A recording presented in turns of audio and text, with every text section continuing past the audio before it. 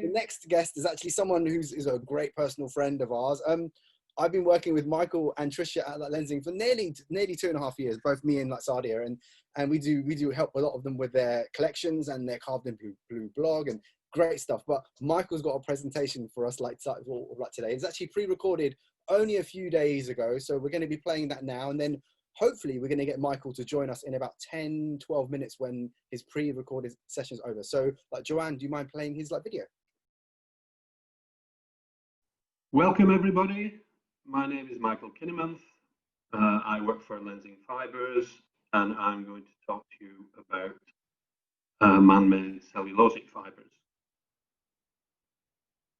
In 1995, I joined Courtaulds Chemicals fibre division, taking a technical role in Tencel. Tencel had been launched only a couple of years earlier, so I was curious and excited to be working on a relatively new product to the market. On my first morning, I was shown to my office that I was to share with another team member. No sooner had I sat down across from my new colleague that he pointed in my direction and said, "Do you know why they've employed you?" To which I shook my head.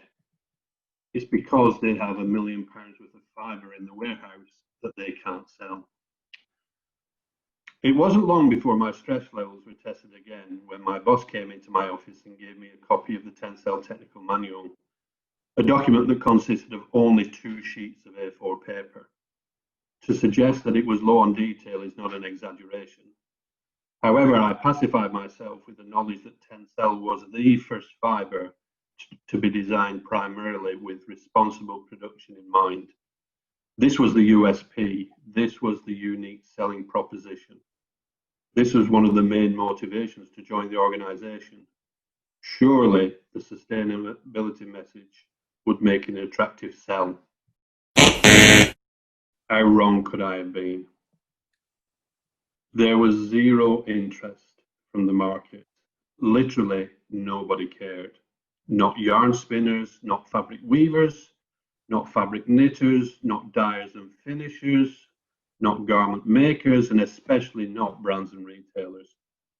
Therefore, it is somewhat amusing nowadays to see how those same companies are now presenting themselves. So what has happened in the intervening 25 years? Where do we find ourselves on environmental issues in 2020? So this is a shot of California. California is the richest, most populous and bounteous place in the US. Living in California was the American dream that was an aspiration for many of my generation. The economy of California is the largest in the United States, boasting 3.2 trillion GDP as of 2019. If California was a sovereign nation, it would rank the world's 5th largest economy, ahead of India and behind Germany. Now, those same feats have given California a new and unwelcome category of superlatives. This year is the state's worst wildfire season on record. That follows its hottest August on record, a punishing drought that lasted from 2011 to last year, and one of its worst flood emergencies on record 3 years ago, when heavy rains caused the state's highest dam to nearly fail, forcing more than 180,000 people to flee. And then came the pandemic. So what is one of the key drivers for this? Well, that is population. If you look at this image here, when I came into the world, it is estimated that I was the 2 billionth, 835,718,215th person to be born. By 2011, the 7 billionth person was born. And today, it is estimated that the population is 2 3/4 times as many people on Earth than when I was born. So why does this matter? Well, this matters because we make a lot of stuff. We consume a lot of stuff and we throw away a lot of stuff. So where is away? Well, much of this stuff we make is from finite resources. Much of this stuff hangs around for decades, if not centuries. Fragments of this stuff, such as plastics, end up at the bottom of the oceans, in the Arctic, in the Antarctic. It's in our guts, and it's even in our skin. Modern society is now demanding greener materials due to depleting fossil fuels and increasing environmental awareness. Today and going forward, industries will need to become more resource conscious by making greater use of available, renewable and sustainable raw materials. Thus, cellulose is predicted to become an even more important resource for materials due to its abundance and versatility as a biopolymer. Cellulose is biomass, the living stuff that Earth produces every year, such as trees, bushes, grass, algae, grains, microbes, and more. Known as the Earth's primary production, it is most abundant in the global south, in tropical oceans, forests, and fast-growing grasslands. 7 billion tons of stock is available, and the biological cycle generates 75 billion tons every year. Less than 1% of that is used by the pulp industry, and less than 2% of that 1% is used by the fiber industry, and less than 15% of that is used by lensing. Viscose, modal, and lyocell are derived from a natural polymer, which is cellulose. Primarily cellulose in the form of wood. Wood is converted into fibers by different processes. Lyocell being the youngest fiber, only coming into the market in the early 90s. Here are some of the brand names of the fibers that Lenzing produces. And here is the value chain. Another key issue is climate change. The climate emergency is the defining crisis of our time. We are in a race against time, and we are losing. There's a growing tide of impatience, especially among young people, with global inaction. We need more ambition from all, from governments, cities, businesses, investors, and people everywhere. Out of all the issues that face the human race today, eliminating greenhouse gases, particularly carbon, should be the primary activity. So decarbonisation is finally becoming a major topic for the fashion industry. A series of global initiatives are pushing to act on climate actions. Every business, large and small, needs to be setting clear targets and commitments, and it is these targets and commitments that are made public and as transparent as possible by such organisations as these. Some carbon emissions you have direct influence over and others indirect, but the primary activity must be reduction and not offsetting.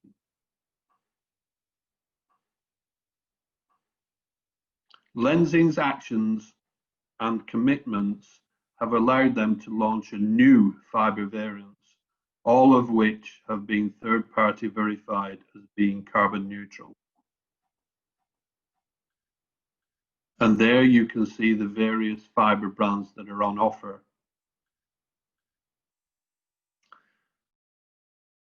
Above and beyond activity on carbon, there's a whole list of things that denote best practice in the primary wood-based fibre that is used in denim, namely Tencel lyocell. If you ever needed a checklist for best-in-class fibre, then there you have it. If you need to know more about the basics of wood-based fibres, you can go to our Carved in Blue blog or watch my previous Transformer Z presentation by clicking on the QR code. Have you heard the saying, fiddle while Rome burns? It means to do something trivial and irresponsible in the midst of an emergency.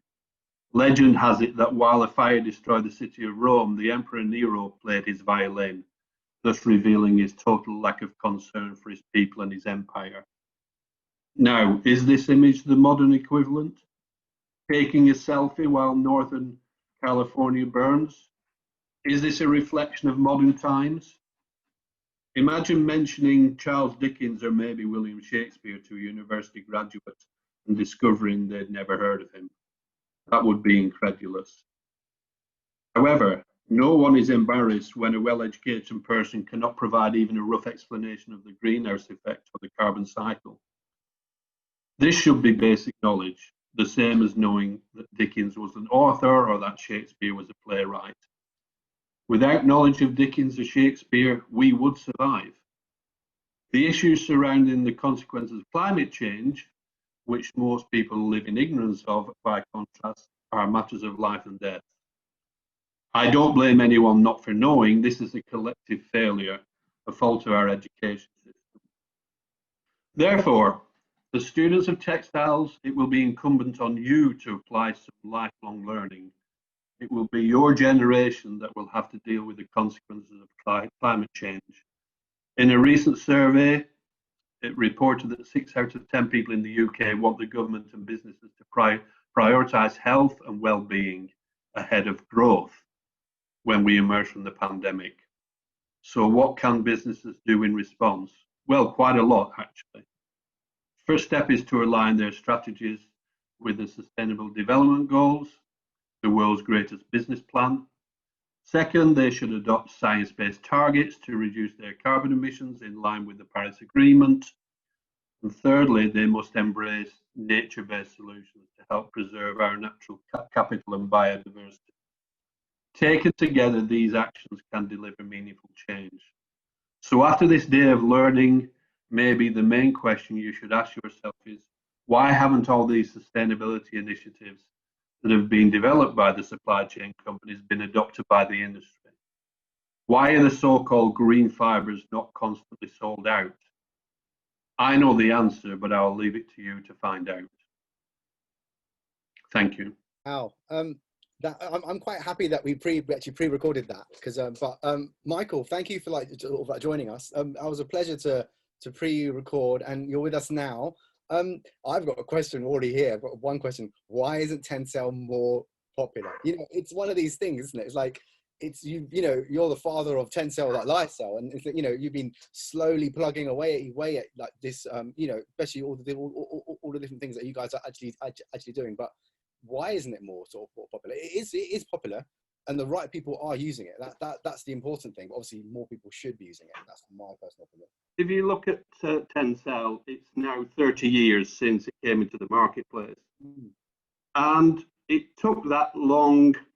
If you look at polyester, it took that long for the industry to work out even how to dye it. Right.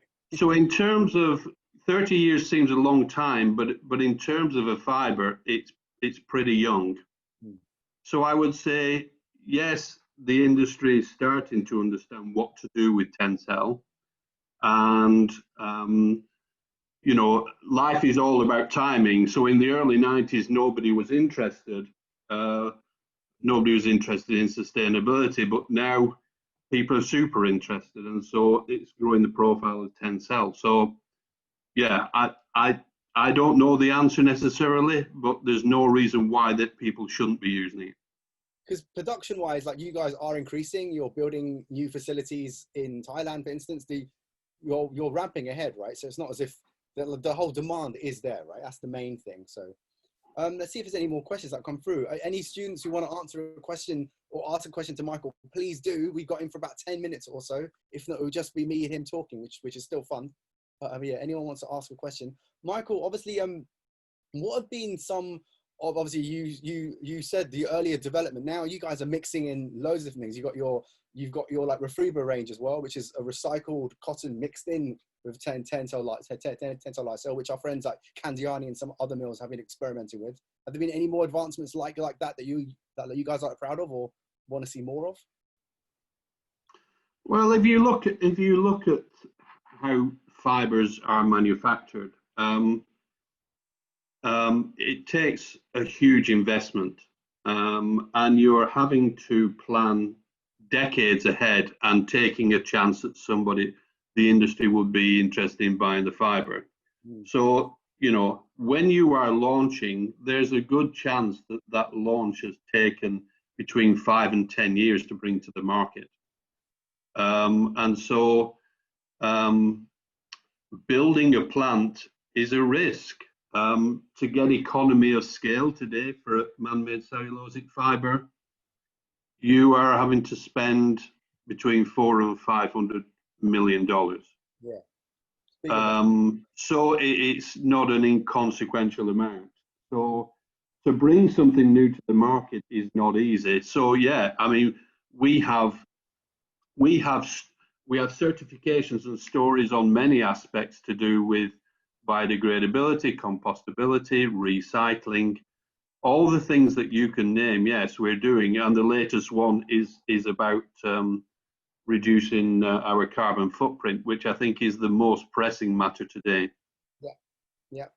Someone sort of like Jessica, who asked the same question earlier, again, what's been the biggest obstacle so far for you like you guys? Market ignorance. How long have I got? I think the industry cannot go forward.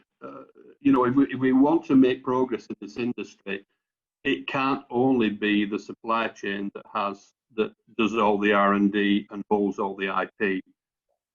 It's not acceptable that the further down the supply chain you go, there's less knowledge about it. I mean, we did a webinar together about education, and we called it, what kind of sheep does cotton grow on?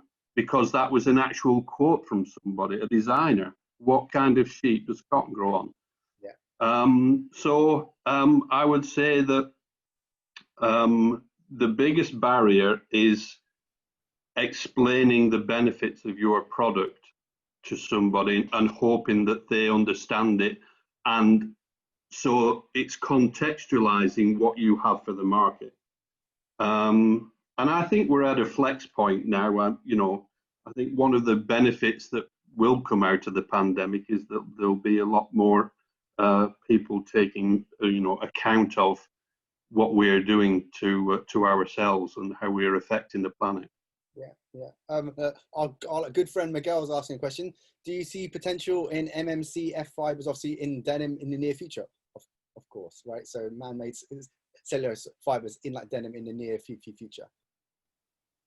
Well, I mean, there's many reasons why man-made cellulosics can be in there.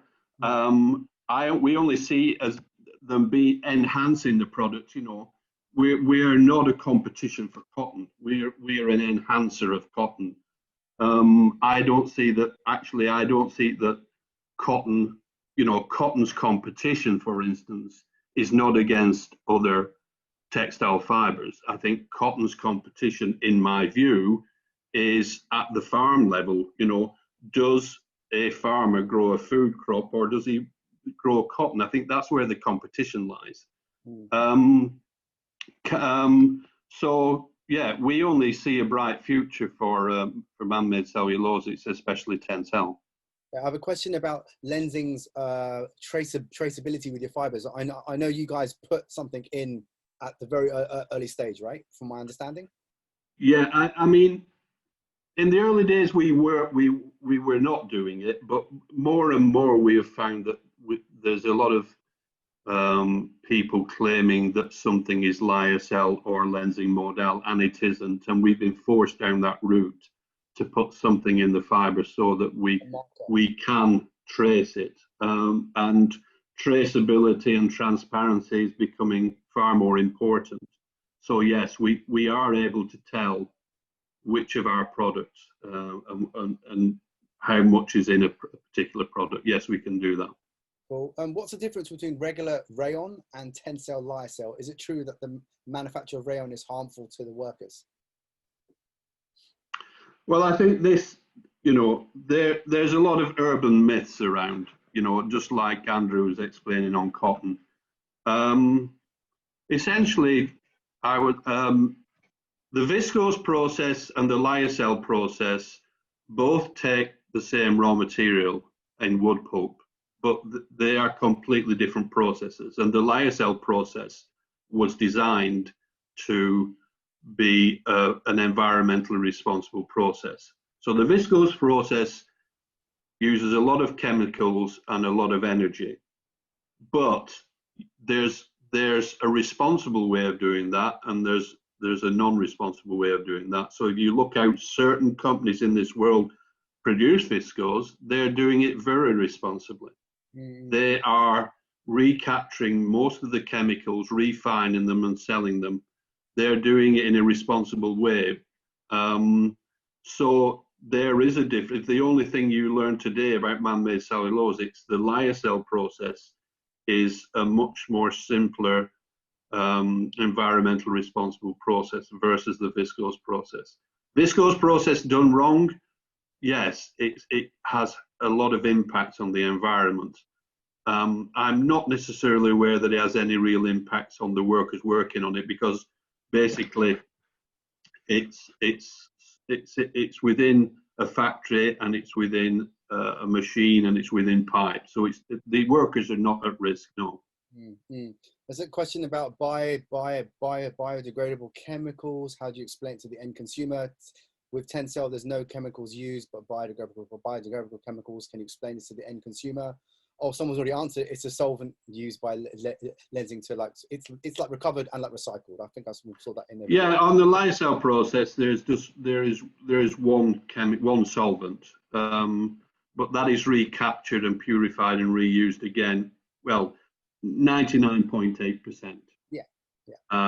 But yeah, explaining to, explaining, and I think this was Helen did very well on this point, in the fact that biodegradability isn't necessarily a positive thing, because it's creating greenhouse gases.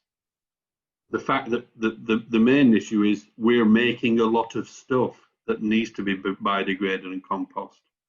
So we're creating a lot of greenhouse gases through that. But yeah, working through these issues is a very complex area. Okay, we've got another minute left and I have to go. Really enjoyed the presentation. Thank you. I think it was about obstacles again. I think you already answered that. High-end brands use Tencel. High-end brands. What high-end brands do you work with? That's a question directly to you. Many. In denim, yeah, many. It depends what you classify as a high-level brand. I think it's probably more important to ask the question, which brands and retailers who make the most denim in the world, what are they using? Right. A high-end brand might make, I don't know, a few thousand garments a year. Yeah, not enough. Yeah. And very large retailers are making millions a year. So I think that's the key question to ask. Yeah. The companies who are making, the mass garments, are they using it? That's the main question. Thank you so much, Michael. Your presentation was so good, and I really enjoyed it. I had some comments on my group as well, like great presentation. So well done to you, and see you again. Okay. Next time. So now, yeah. guys.